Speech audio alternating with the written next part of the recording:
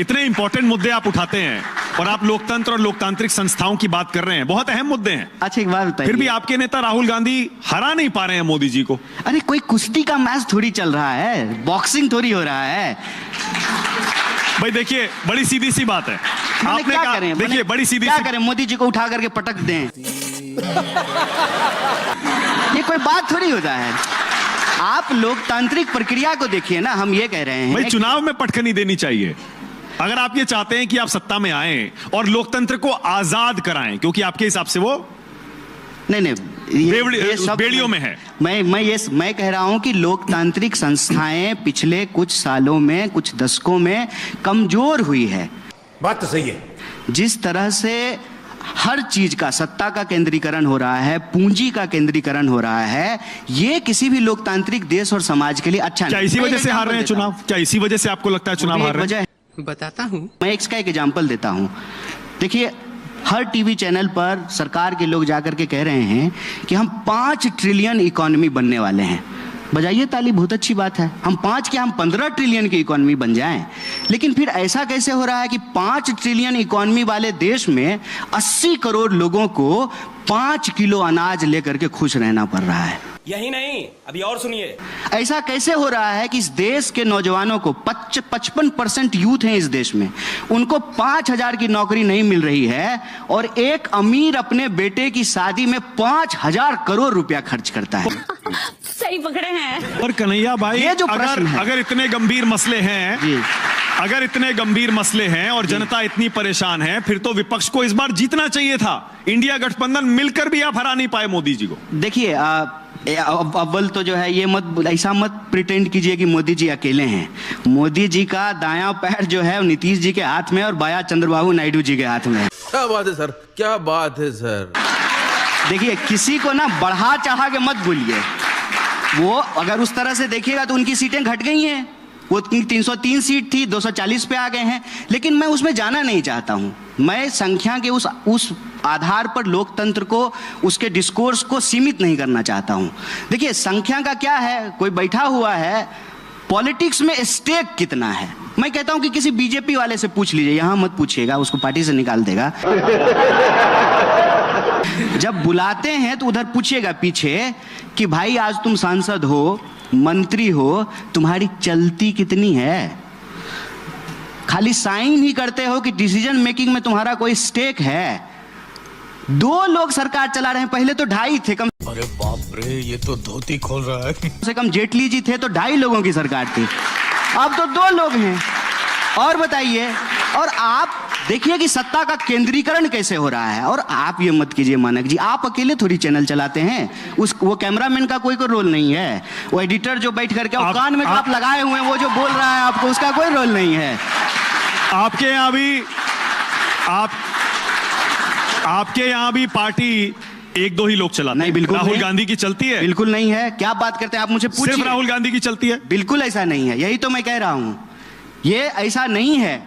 आप हमसे पूछिए कोई ऐसी बात जो बीजेपी का नेता जवाब नहीं दे सकता है। पूछिए कोई ऐसा प्रश्न।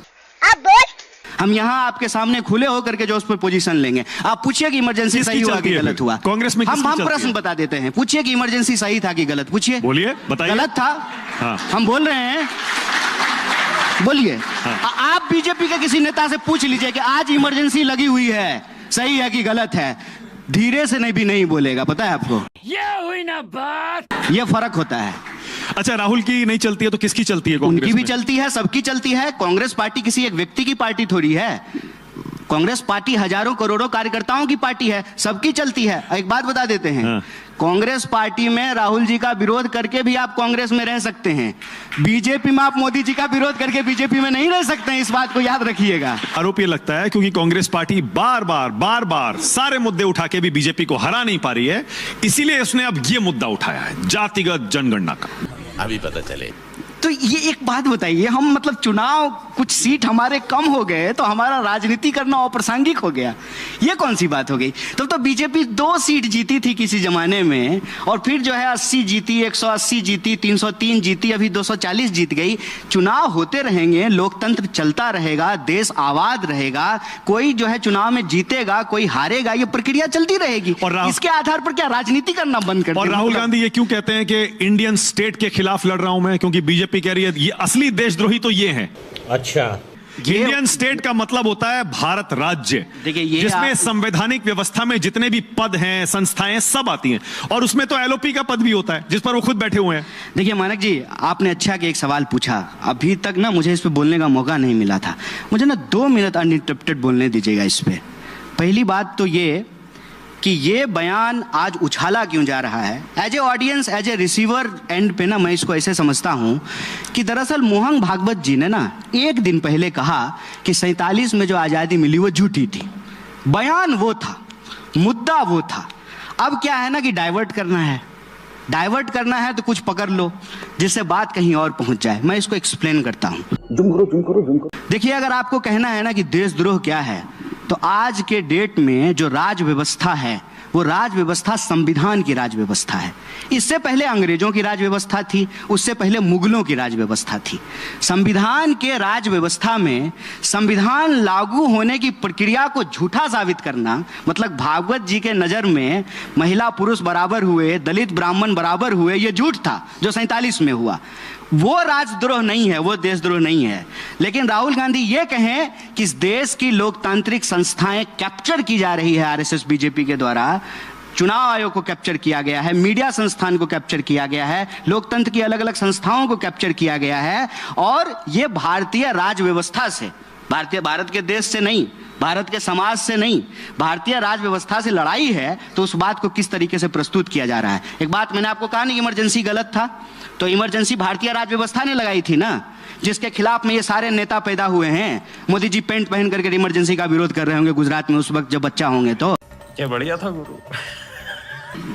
तब आप मुझे बताइए, जेपी का बयान याद है कि नहीं देश को, कि कहा कि जो है इंदिरा गांधी का साथ देना बंद कर दे इस देश की सेना और इस देश की पुलिस। क्या इस देश के इस आधार पर देश का कोई ऐसा विपक्ष का नेता है जिसके ऊपर मुकदमा नहीं होना चाहिए अगर राहुल गांधी गलत हैं तो? भारत की राज व्यवस्था में विपक्ष का काम है उस राज व्यवस्था में अगर कुछ गलत हो रहा है तो उसका वो खुल करके विरोध करे।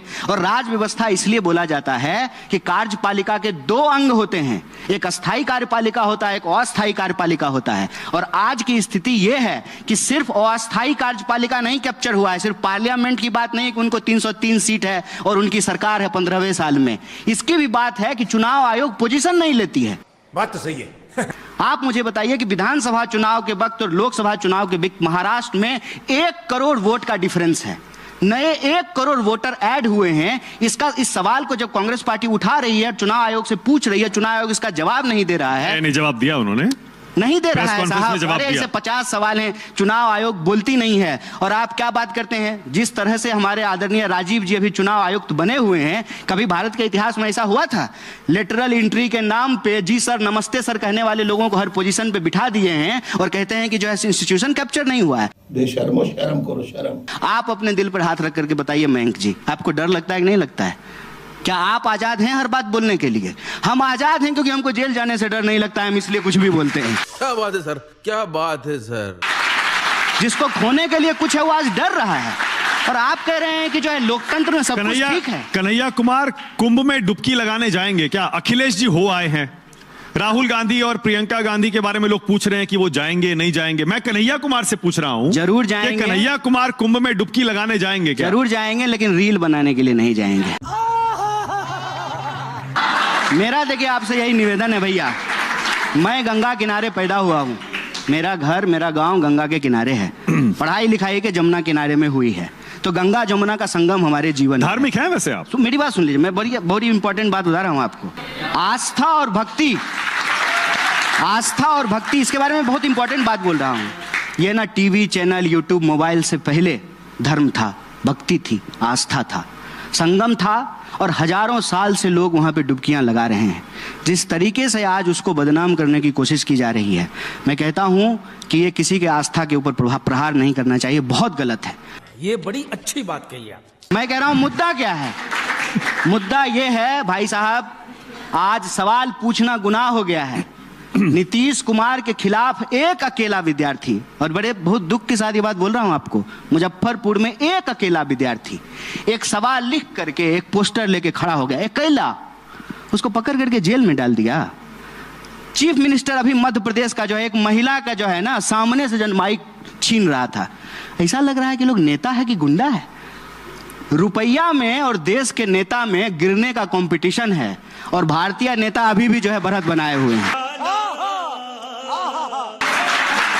कन्हैया, राज सत्ता इतनी पतित हो गई है, राज सत्ता गुंडई कर रही है, अपने लोगों के ऊपर लाठियां चला रही है। बताइए, किसान का अनाज आएगा दिल्ली, किसान का दूध आएगा, किसान की सब्जियां आएगी, किसान नहीं आएगा, उसके लिए कील बोए जाएंगे रोड पे, किसान नहीं आएगा, नौजवान नहीं आएगा। कोई ऐसा राज्य बता दीजिए जहां भर्ती में हो रहे धांधली के खिलाफ नौजवान मार नहीं खा रहा है। You are right bro. Kanhaiya Kumar, वैसे मुलाकात हुई है कभी मोदी जी से आपकी? ऐसे आमना सामना कभी हुआ है? मोदी जी हमसे क्यों मेलोनी से मिलेंगे, ट्रंप से मिलेंगे, हमसे क्यों मिलेंगे?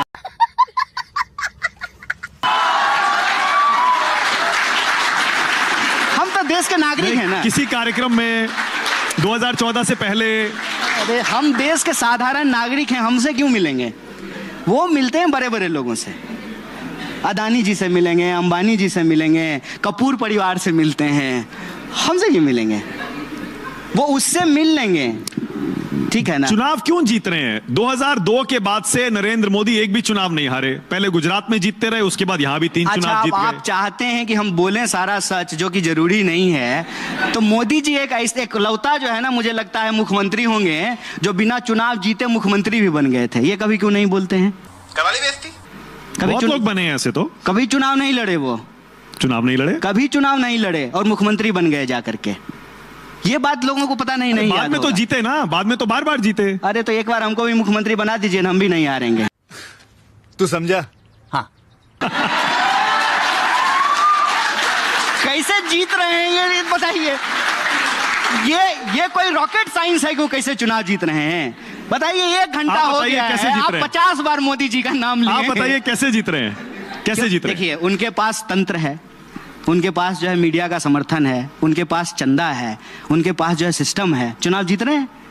और इस सब के बिना चुनाव होता है क्या? मुझे कैसे भी करके निकाल मेरे भाई, मैं फंस गया हूँ यहाँ। देखें, मोदी जी जब चुनाव जीत करके आए हैं तो कैसा शानदार ऑफिस बनाए हैं, 8000 करोड़ का हवाई जहाज खरीदे हैं, और बढ़िया चश्मा लगाते हैं, सुंदर मर्सिडीज पर घूमते हैं, और तब कहते हैं कि मैं गरीब हूँ। हम कहते हैं, हे प्रभु, हमको भी ऐसा गरीब बना दीजिए। सुकेश, मजा आया। कुमार बार बार जब ये कहते हैं कि बीजेपी लोकतंत्र की हत्या करती है, मोदी जी लोकतंत्र की हत्या करते हैं, उनके यहाँ तो अध्यक्ष का चुनाव हो रहा है। अच्छा, आपको नहीं महसूस होता? उनके यहाँ बीजेपी, ईमानदारी से एक बार बोल दीजिए। रुकिए ना 1 मिनट। बीजेपी में अध्यक्ष का चुनाव हो रहा है। हाँ। और जमीन तक हो रहा है, जिला जिला आजकल वोटिंग हो रही है, उसके बाद वहां से केंद्र में आएगा, और तब एक आपको मंत्रालय से फोन नहीं आता है? माना सच बोलिए, एक बार आज सच बोल दीजिए। आप जीवन भर हम आपके प्रति जो है ना ऋणी रहेंगे। कोई पत्रकार है जो हिम्मत करके बोल देता है? बोलिए, मंत्रालय से टीवी चैनलों को फोन आता है कि नहीं आता है? एक बार बोलिए। हमें तो नहीं आता है। चल झूठा। सुकेश जी बोलिए। नहीं, हमें कोई फोन नहीं आता। हिम्मत कीजिए, लड़ाई यही है। मैं कहता हूं कि यह देश हम सबका है, किसी से डरने की जरूरत नहीं है।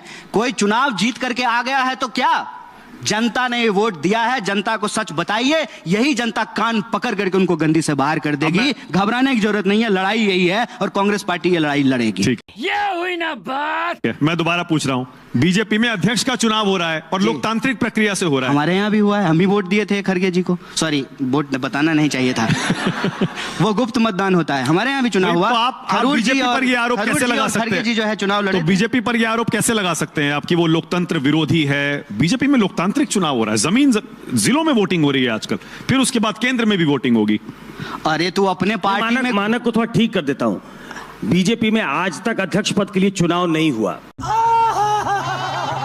कभी कोई इलेक्शन हुआ ही नहीं। मैं इसीलिए कह रहा हूं ना, इस बार चुनाव हो रहा है। तो इस मामले अब में चुनाव हो रहा इस मामले में कन्हैया को एज है, क्योंकि अभी वोटिंग हुई थी कांग्रेस में। हाँ। बीजेपी के अध्यक्ष पद के लिए आज तक कभी वोटिंग हुई बहुत नहीं। बहुत धन्यवाद आपका जो है। मेरा सवाल ही यही है। हाँ। मेरा सवाल ही यही है कि बीजेपी में अध्यक्ष पद के लिए वोटिंग हो रही है, इस बार चुनाव हो रहा है। अरे एक बात बताइए, तो आप कह रहे हैं वो लोकतंत्र विरोधी है। अच्छा एक बात बताइए, कोई चोर अपने बाल बच्चा के लिए खराब होता है? चोरी करके लाता है, उसको जूता खरीद के देता है। अरे अपने घर में वो कैसे भी हो, समाज देश के लिए क्या है ये तो बताइए ना। आप एक सच पूछ दें सरकार के खिलाफ, इतनी क्या घबराहट है कि आपके ऊपर केस कर देंगे, आपके ऊपर मुकदमा कर देंगे, आपको जेल में डाल देंगे? यही नहीं, अभी और सुनिए। मैं कहता हूं कि आपके पास 303 सीट की सरकार थी। मैं एक साधारण नौजवान यूनिवर्सिटी में पढ़ने वाला 4 सवाल ही तो पूछ लेता था आपसे, वो भी वही सवाल जो आप कहते थे।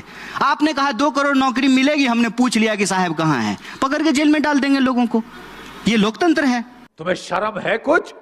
तो हर जगह तो आप हैं, सर्वस्व हैं आप। अच्छा, ठीक तो है। मेरा ये है कि आपके पास इतनी ताकत है, इसी जनता ने आपको वोट दिया है, आप ये तो बताइए कि जो आपने कहा था कि आपके खाते में 15 लाख आएगा, आप 2022 तक सबको पक्का मकान मिल जाएगा, बुलेट ट्रेन चलने लगेगी। अरे बुलेट ट्रेन नहीं चली, कम से कम बुलेट को ही पटरी पे दौड़ा करके इनॉग्रेशन कर देते। मजा आया, और मैं ये जो मजा है हिंदुस्तान के हर व्यक्ति को देना चाहता हूं।